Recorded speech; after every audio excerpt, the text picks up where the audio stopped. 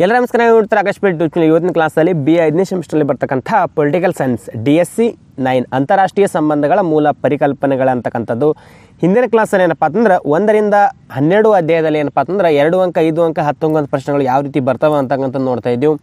ಇವತ್ತೇನಪ್ಪ ಅಂತಂದ್ರೆ ನಾವು ಹಿಂದಿನ ಕ್ಲಾಸಲ್ಲಿ 8 ಅಧ್ಯಾಯಗಳು ನೋಡಿದೆವು. ಇವತ್ತೇನಂದ್ರೆ 9ನೇ ಅಧ್ಯಾಯ, 10ನೇ ಅಧ್ಯಾಯ, 11ನೇ ಅಧ್ಯಾಯ, 12ನೇ ಅಧ್ಯಾಯ, ಈ 4 ಅಧ್ಯಾಯ ಏನಪ್ಪ ಅಂತಂದ್ರೆ ಒಂದೇ ವಿಡಿಯೋದಲ್ಲಿ ಏನಪ್ಪ ಅಂತಂದ್ರೆ 2 ಅಂಕದ ಪ್ರಶ್ನೆಗಳು, 5 ಅಂಕದ ಪ್ರಶ್ನೆಗಳು, 10 ಅಂಕದ ಪ್ರಶ್ನೆಗಳು ಯಾವ್ಯಾವ ರೀತಿ ಬರ್ತಾವೆ ಅಂತಕ್ಕಂಥದ್ದು ನಾವು ಇವತ್ತಿನ ಕ್ಲಾಸಲ್ಲಿ ತಿಳ್ಕೊಳ್ಳೋಣ ಬನ್ನಿ. ಮೊದಲನೇದಾಗಿ ಏನಪ್ಪ ಅಂತಂದ್ರೆ ಅಧ್ಯಾಯ 9 ಸಾಮೂಹಿಕ ಭದ್ರತೆ ಮತ್ತು ರಾಯಭಾರತ್ವ. ಇದು ಒಂದು ಅಧ್ಯಾಯದಲ್ಲಿ ಯಾವ ರೀತಿ ಬರ್ತಾವೆ ಅಂತ ನೋಡೋದಾದ್ರೆ ಮೊದಲನೇದಾಗಿ ಏನಪ್ಪ ಅಂತಂದ್ರೆ 2 ಅಂಕದ ಪ್ರಶ್ನೆಗಳಲ್ಲಿ ನೋಡೋದಾದರೆ ಸಾಮೂಹಿಕ ಭದ್ರತೆಯನ್ನು ವ್ಯಾಖ್ಯಾನಿಸಿರಿ. 2 ಸಾಮೂಹಿಕ ಭದ್ರತೆಯ ಅರ್ಥವನ್ನು ಬರೆಯಿರಿ. 3ನೇ ಪ್ರಶ್ನೆ ಸಾಮೂಹಿಕ ಭದ್ರತೆಯ 3 ಲಕ್ಷಣಗಳನ್ನು ಬರೆಯಿರಿ. 4 ರಾಷ್ಟ್ರೀಯ ಭದ್ರತೆ ಎಂದರೇನು. 5 ಸಾಮೂಹಿಕ ಭದ್ರತೆ ಕುರಿತಂತೆ ವಿಶ್ವಸಂಸ್ಥೆಯ ಪ್ರಣಾಳಿಕೆಯಲ್ಲಿರುವ ಅಂಶಗಳು ಯಾವುವು. 6 ಸಾಮೂಹಿಕ ಭದ್ರತಾ ಕ್ರಮಗಳನ್ನು ಕೈಗೊಳ್ಳಲಾದ 3 ಪ್ರಧಾನ ಬಿಕ್ಕಟ್ಟುಗಳನ್ನು ಹೆಸರಿಸಿರಿ. 7 ಕೊರಿಯಾ ಬಿಕ್ಕಟ್ಟನ್ನು ಕುರಿತಂತೆ ನಿಮಗೇನು ತಿಳಿದಿದೆ. ಇನ್ನು 8 ಸ್ಯೂಯೆಜ್ ಕಾಲುವೆಯ ಬಿಕ್ಕಟ್ಟಿಗೆ ಕಾರಣವೇನು. 9 ರಾಯಭಾರತ್ವ ಪದದ ಉತ್ಪತ್ತಿಯನ್ನು ತಿಳಿಸಿರಿ. 10 ರಾಯಭಾರತ್ವ ಎಂದರೇನು. ಇಷ್ಟೇನಂದ್ರೆ 2 ಅಂಕದ ಪ್ರಶ್ನೆಗಳು. ಇನ್ನು 5 ಮತ್ತು 10 ಅಂಕದ ನೋಡೋದಾದ್ರೆ ಸಾಮೂಹಿಕ ಭದ್ರತೆ ಎಂದರೇನು, ಅದರ ಸ್ವರೂಪವನ್ನು ವಿವರಿಸಿರಿ. 2 ಸಾಮೂಹಿಕ ಭದ್ರತೆಯ ವಿಚಾರದಲ್ಲಿ ವಿಶ್ವಸಂಸ್ಥೆಯ ಪಾತ್ರವನ್ನು ಚರ್ಚಿಸಿರಿ. 3 ಶಕ್ತಿ ಸಮತೋಲನ ಮತ್ತು ಸಾಮೂಹಿಕ ಭದ್ರತೆಯ ನಡುವಿನ ವ್ಯತ್ಯಾಸಗಳನ್ನು ಪಟ್ಟಿ ಮಾಡಿರಿ. 4 ರಾಯಭಾರತ್ವದ ಲಕ್ಷಣಗಳನ್ನು ಪರಿಶೀಲಿಸಿರಿ. 5 ನೂತನ ರಾಯಭಾರತ್ವದ ಲಕ್ಷಣಗಳನ್ನು ವಿವರಿಸಿರಿ. 6ನೇ ಪ್ರಶ್ನೆ ರಾಷ್ಟ್ರೀಯ ಭದ್ರತೆಯ ಪ್ರಧಾನ ಸವಾಲುಗಳನ್ನು ಚರ್ಚಿಸಿರಿ ಅಂತಕ್ಕಂಥ 5 ಅಂಕದ ಪ್ರಶ್ನೆಗಳು. 10 ಅಂಕ ನೋಡೋದಾದ್ರೆ ಸಾಮೂಹಿಕ ಭದ್ರತೆಯ ಅರ್ಥ ಮತ್ತು ಸ್ವರೂಪ, ಅದರ ಕ್ರಮಗಳನ್ನು ವಿವರಿಸಿರಿ. 2 ರಾಯಭಾರತ್ವ ಎಂದರೇನು, ಹಳೆಯ ಮತ್ತು ನೂತನ ರಾಯಭಾರತ್ವದ ವ್ಯತ್ಯಾಸಗಳನ್ನು ಚರ್ಚಿಸಿರಿ ಅಂತಕ್ಕಂಥ ಈ ಒಂದು 9ನೇ ಅಧ್ಯಾಯದಲ್ಲಿ ಬರ್ತಕ್ಕಂಥ ಸಾಮೂಹಿಕ ಭದ್ರತೆ ಮತ್ತು ರಾಯಭಾರತ್ವದಲ್ಲಿ ಬರುವಂಥ 2 ಅಂಕ 5 ಅಂಕ 10 ಅಂಕದ ಪ್ರಶ್ನೆಗಳು. ಇನ್ನೇನಂದ್ರೆ ಅಧ್ಯಾಯ 10 ಶಸ್ತ್ರಾಸ್ತ್ರ ಸ್ಪರ್ಧೆ ಮತ್ತು ನಿಶಸ್ತ್ರೀಕರಣ ಅಂತಕ್ಕಂಥ ಒಂದು ವೆರಿ ಇಂಪಾರ್ಟೆಂಟ್ ಆದಂಥ ಟಾಪಿಕ್ ಇದೆ. ಇದರಲ್ಲಿ ಏನಪ್ಪ ಅಂತಂದರೆ 2 ಅಂಕದ ಪ್ರಶ್ನೆಗಳು ನೋಡೋದಾದ್ರೆ ರಾಷ್ಟ್ರಗಳ ನಡುವಿನ ಶಸ್ತ್ರಾಸ್ತ್ರ ಸ್ಪರ್ಧೆಗೆ 3 ಕಾರಣಗಳು ಯಾವುವು ಅಂತಕ್ಕಂಥದ್ದು. 2 ಶಸ್ತ್ರಾಸ್ತ್ರ ಸ್ಪರ್ಧೆ ಎಂದರೇನು. 3ನೇ ಪ್ರಶ್ನೆ ಶಸ್ತ್ರಾಸ್ತ್ರ ಸ್ಪರ್ಧೆಯ 3 ಪರಿಣಾಮಗಳನ್ನು ಬರೆಯಿರಿ. 4 ಶಸ್ತ್ರಾಸ್ತ್ರ ಸ್ಪರ್ಧೆಯು ಆರ್ಥಿಕ ಪ್ರಗತಿಗೆ ಹೇಗೆ ತೊಡಕಾಗಿದೆ. 5 ಶಸ್ತ್ರ ನಿಯಂತ್ರಣದ ಅರ್ಥವನ್ನು ತಿಳಿಸಿರಿ. 6 ಶಸ್ತ್ರ ನಿಯಂತ್ರಣದ 2 ಆಯಾಮಗಳನ್ನು ಬರೆಯಿರಿ. 7 ನಿಶಸ್ತ್ರೀಕರಣ ಎಂದರೇನು. 8 ನಿಶಸ್ತ್ರೀಕರಣವನ್ನು ವ್ಯಾಖ್ಯಾನಿಸಿರಿ ಅಂತಕ್ಕಂಥ. 9 ನಿಶಸ್ತ್ರೀಕರಣದ ಪ್ರಕಾರಗಳನ್ನು ಬರೆಯಿರಿ. ಇನ್ನು 10ನೇದಾಗಿ ಶಸ್ತ್ರ ನಿಯಂತ್ರಣ ಹಾಗೂ ನಿಶಸ್ತ್ರೀಕರಣದ ನಡುವಿನ 3 ವ್ಯತ್ಯಾಸಗಳನ್ನು ಬರೆಯಿರಿ ಅಂತಕ್ಕಂಥ 2 ಅಂಕದ ಪ್ರಶ್ನೆಗಳು. ಇನ್ನು 5 ಅಂಕ ನೋಡೋದಾದ್ರೆ ಶಸ್ತ್ರಾಸ್ತ್ರ ಸ್ಪರ್ಧೆಯ ಪರಿಣಾಮಗಳನ್ನು ವಿವರಿಸಿರಿ. 2 ಶಸ್ತ್ರ ನಿಯಂತ್ರಣ ಕುರಿತು ಒಂದು ಟಿಪ್ಪಣಿಯನ್ನು ಬರೆಯಿರಿ. ಶಸ್ತ್ರ ನಿಯಂತ್ರಣ ಹಾಗೂ ನಿಶಸ್ತ್ರೀಕರಣದ ನಡುವಿನ ವ್ಯತ್ಯಾಸ ಮತ್ತು ಸಂಬಂಧವನ್ನು ಚರ್ಚಿಸಿರಿ.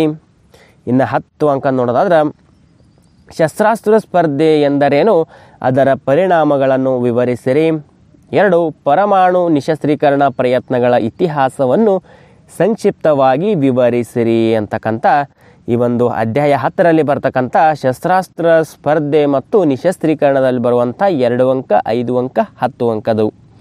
ಇನ್ನು ಅಧ್ಯಾಯ 11 ವಿವಾದಗಳ ಶಾಂತಿಯುತ ಇತ್ಯರ್ಥ ಹಾಗೂ ಸಂಘರ್ಷ ಪರಿಹಾರ ಸಿದ್ಧಾಂತಗಳು ಅಂತಕ್ಕಂಥ ಇದೆ ಪಾಠ. ಇದರಲ್ಲಿ ಏನಂದರೆ 2 ಅಂಕ ನೋಡೋದಾದ್ರೆ ವಿವಾದಗಳ ಶಾಂತಿಯುತ ಇತ್ಯರ್ಥ ಎಂದರೇನು. 2 ವಿವಾದಗಳ ಶಾಂತಿಯುತ ಇತ್ಯರ್ಥದ 3 ವಿಧಾನಗಳನ್ನು ಬರೆಯಿರಿ. 3 ಸಂಧಾನದ ಪರಿಣಾಮಗಳು ಯಾವುವು? 4 ಮಧ್ಯಸ್ಥಿಕೆ ಎಂದರೇನು? ಅದಕ್ಕೆ ಉದಾಹರಣೆ ಕೊಡಿ. 5 ರಾಜಿ ಪಂಚಾಯಿತಿ ಅರ್ಥವನ್ನು ತಿಳಿಸಿರಿ. 6 ರಾಷ್ಟ್ರಗಳಿಗೆ ಬಂಧನಕಾರಿಯಾದ ವಿವಾದಗಳ ಶಾಂತಿಯುತ ಪರಿಹಾರ ವಿಧಾನಗಳನ್ನು ಚರ್ಚಿಸಿರಿ. 7 ಸಂಘರ್ಷ ಎಂದರೇನು? 8 ಸಂಘರ್ಷ ಪರಿಹಾರ ಕುರಿತಾದ 3 ಸಿದ್ಧಾಂತಗಳನ್ನು ಹೆಸರಿಸಿರಿ. 9 ಸಂಘರ್ಷ ಪರಿಹಾರದ ಉದಾರವಾದಿ ಸಿದ್ಧಾಂತದ ತಿರುಳೇನು?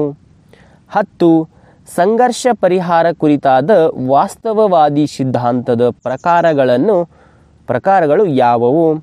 11 ಸಂಘರ್ಷ ಪರಿಹಾರ ಕುರಿತಂತೆ ಮ್ಯಾಕ್ಸ್ವಾದಿ ಸಿದ್ಧಾಂತದ ನಿಲುವುಗಳಾವುವು ಅಂತಕ್ಕಂಥ 2 ಅಂಕದ್ದು. ಇನ್ನು 5 ಅಂಕ ನೋಡೋದಾದ್ರೆ ವಿವಾದಗಳ ಶಾಂತಿಯುತ ಇತ್ಯರ್ಥದ ವಿಧಾನಗಳನ್ನು ಚರ್ಚಿಸಿರಿ. ಸಂಘರ್ಷ ಪರಿಹಾರ ಸಿದ್ಧಾಂತಗಳನ್ನು ವಿವರಿಸಿರಿ. ಇನ್ನು 10 ಅಂಕ ನೋಡೋದಾದರೆ ವಿವಾದಗಳ ಶಾಂತಿಯುತ ಇತ್ಯರ್ಥ ಎಂದರೇನು? ಅದರ ವಿಧಾನಗಳನ್ನು ವಿವರಿಸಿರಿ. 2 ಸಂಘರ್ಷ ಎಂದರೇನು? ಸಂಘರ್ಷ ಪರಿಹಾರ ಸಿದ್ಧಾಂತಗಳನ್ನು ಪರಿಶೀಲಿಸಿರಿ ಅಂತಕ್ಕಂಥದ್ದು. ಇಷ್ಟೇನಂದ್ರೆ ಅಧ್ಯಾಯ 11 ಆದಂಥ ವಿವಾದಗಳ ಶಾಂತಿಯುತ ಇತ್ಯರ್ಥ ಮತ್ತು ಸಂಘರ್ಷ ಪರಿಹಾರ ಸಿದ್ಧಾಂತಗಳಲ್ಲಿ ಬರ್ತಕ್ಕಂಥ 2 ಅಂಕ 5 ಅಂಕ 10 ಅಂಕದ ಪ್ರಶ್ನೆಗಳು. ಇನ್ನು ಕೊನೆಯ ಅಧ್ಯಾಯವಾದಂತಹ ಜಾಗತಿಕ ವ್ಯವಸ್ಥೆ ವರ್ಲ್ಡ್ ಸಿಸ್ಟಮ್ ಅಂತಕ್ಕಂಥದ್ದು. ಇದರಲ್ಲಿ ನೋಡೋದಾದ್ರೆ ಮೊದಲನೇದಾಗಿ 2 ಅಂಕದ್ದು ಧ್ರುವೀಯತೆ ಎಂದರೇನು? 2 ಚಿಂತಕರು ಜಾಗತಿಕ ವ್ಯವಸ್ಥೆಯನ್ನು ಎಷ್ಟು ಧ್ರುವೀಯ ವ್ಯವಸ್ಥೆಗಳಾಗಿ ವಿಂಗಡಿಸಲಾಗಿದೆ ಮತ್ತು ಅವುಗಳು ಯಾವುವು? ಇನ್ನು 3ನೇ ಪ್ರಶ್ನೆ ಇಲ್ಲೇನೆಂದರೆ ಏಕಧ್ರುವೀಯ ವ್ಯವಸ್ಥೆ ಎಂದರೇನು? 4ನೇದಾಗಿ ಜಾಗತಿಕವಾಗಿ ಏಕಧ್ರುವೀಯ ವ್ಯವಸ್ಥೆಯ ಪ್ರಾರಂಭ ಮತ್ತು ಅಂತ್ಯವನ್ನು ತಿಳಿಸಿರಿ. 5 ಧ್ರುವೀಯ ವ್ಯವಸ್ಥೆ ಎಂದರೇನು? 6 ದ್ವಿಧ್ರುವೀಯ ವ್ಯವಸ್ಥೆಯ ಕಾರಣವಾಗಿದ್ದ ರಾಷ್ಟ್ರಗಳನ್ನು ಹೆಸರಿಸಿರಿ. 7ನೇದಾಗಿ ಜಾಗತಿಕವಾಗಿ ಧ್ರುವೀಯ ವ್ಯವಸ್ಥೆ ಅಂತ್ಯಗೊಳ್ಳಲು ಕಾರಣವೇನು? 8 ಬಹುಧ್ರುವೀಯ ವ್ಯವಸ್ಥೆ ಎಂದರೇನು? ಇನ್ನು 9ನೇದಾಗಿ ಬಹುಧ್ರುವೀಯ ವ್ಯವಸ್ಥೆಯಲ್ಲಿನ ಪ್ರಭಾವಶಾಲಿ ರಾಷ್ಟ್ರಗಳನ್ನು ಹೆಸರಿಸಿರಿ. ಇನ್ನು 10ನೇದಾಗಿ ಜಾಗತಿಕ ವ್ಯವಸ್ಥೆ ಕುರಿತಾದ ವಿವಿಧ ಧ್ರುವೀಯ ವ್ಯವಸ್ಥೆಗಳು ಅಸ್ಪಷ್ಟವಾದದ್ದು ಹೇಗೆ ಅಂತಕ್ಕಂಥ ಇನ್ನು 2 ಅಂಕದಾಗಿದ್ದು. ಇನ್ನು 5 ಅಂಕ ನೋಡೋದಾದ್ರೆ ಏಕಧ್ರುವೀಯ ವ್ಯವಸ್ಥೆಯ ಕುರಿತು ಒಂದು ಟಿಪ್ಪಣಿಯನ್ನು ಬರೆಯಿರಿ. 2 ದ್ವಿಧ್ರುವೀಯ ವ್ಯವಸ್ಥೆ ಕುರಿತು ಒಂದು ಟಿಪ್ಪಣಿ ಬರೆಯಿರಿ. ಬಹುಧ್ರುವೀಯ ವ್ಯವಸ್ಥೆ ಕುರಿತು ಒಂದು ಟಿಪ್ಪಣಿ ಬರೆಯಿರಿ. 10 ಅಂಕ ನೋಡೋದಾದರೆ ಜಾಗತಿಕ ವ್ಯವಸ್ಥೆಯನ್ನು ಕುರಿತಂತೆ ಪ್ರತಿಪಾದಿಸಲ್ಪಟ್ಟ 3 ಧ್ರುವೀಯ ವ್ಯವಸ್ಥೆಗಳನ್ನು ಚರ್ಚಿಸಿರಿ ಅಂತಕ್ಕಂಥ 10 ಅಂಕದ್ದಾಗಿತ್ತು. ಇಷ್ಟೇನೆಂದರೆ ಅಧ್ಯಾಯ 12 ಆದಂತಹ ಜಾಗತಿಕ ವ್ಯವಸ್ಥೆಯಲ್ಲಿ ಬರ್ತಕ್ಕಂಥ 2 ಅಂಕ 5 ಅಂಕ 10 ಅಂಕದ ಪ್ರಶ್ನೆಗಳು. ಇಲ್ಲಿವರೆಗೆ ಏನಪ್ಪ ಅಂತಂದ್ರೆ 1ರಿಂದ 12 ಅಧ್ಯಾಯದಲ್ಲಿ ಏನಪ್ಪ ಅಂತಂದ್ರೆ 2 ಅಂಕ 5 ಅಂಕ 10 ಅಂಕದ ಪ್ರಶ್ನೆಗಳೇನಪ್ಪ ಅಂತಂದ್ರೆ ವೆರಿ ಇಂಪಾರ್ಟೆಂಟ್ ಆದಂಥ ಪ್ರಶ್ನೆಗಳಾಗಿರ್ತವೆ. ಇದೇನಪ್ಪ ಅಂತಂದ್ರೆ ಸರಿಯಾದ ರೀತಿಯಲ್ಲಿ ನೀವು ಓದಿದ್ಯಾದಲ್ಲಿ ನಿಮಗೆ ಸರಿಯಾದ ರೀತಿಯ ಅಂಕಗಳು ದೊರೀತವೆ. ಇಷ್ಟೇನಪ್ಪ ಅಂತಂದ್ರೆ ಇವತ್ತಿನ ಕ್ಲಾಸಲ್ಲಿರುವಂಥ ಮಾಹಿತಿ. ಇದೇ ರೀತಿ ಪ್ರತಿದಿನ ವಿಡಿಯೋಗ ನೋಡ್ಬೇಕಾಯ್ತಪ್ಪ ಅಂತಂದ್ರೆ ನಮ್ಮ ಯೂಟ್ಯೂಬ್ ಚಾನಲ್ ಸಬ್ಸ್ಕ್ರೈಬ್ ಮಾಡ್ಕೋರಿ, ಬೆಲ್ ಐಕಾನ್ ಪ್ರೆಸ್ ಮಾಡೋ ಜೊತೆಗೆ ಯಾರು ಅಂತ ಸೆಲೆಕ್ಟ್ ಮಾಡಿದ್ರಪ್ಪ ಅಂತಂದ್ರೆ ನಾವು ಪ್ರತಿದಿನ ಹಾಕೋ ವಿಡಿಯೋ ನೋಟಿಫಿಕೇಶನ್ ತಲುಪುತ್ತದೆ ಅಂತ ಹೇಳ್ತಾ BA 5ನೇ ಸೆಮಿಸ್ಟರ್ದು ಯಾವುದಾದ್ರೂ ನೋಟ್ಸ್ಗಳು PDF ಬೇಕಾದರಪ್ಪ ಅಂತಂದ್ರೆ ಕೆಳಗಡೆ ಡಿಸ್ಕ್ರಿಪ್ಷನಲ್ಲಿ ಟೆಲಿಗ್ರಾಮ್ ಲಿಂಕ್ ಹಾಕಿರ್ತೇವೆ, ಅಲ್ಲಿ ಹೋಗಿ ಜಾಯಿನ್ ಆದ್ರಪ್ಪ ಅಂತಂದ್ರೆ ನಿಮಗೆ ಬೇಕಾಗೋ ನೋಟ್ಸ್ಗಳು ದೊರೀತವೆ ಅಂತ ಹೇಳ್ತಾ ಇವತ್ತಿನ ಕ್ಲಾಸ್ ಮುಗಿಸ್ತಾ ಇದ್ದು ಮತ್ತೆ ಮುಂದಿನ ಭಾಗದಲ್ಲಿ ಭೇಟಿಯಾಗೋಣ. ಧನ್ಯವಾದಗಳು.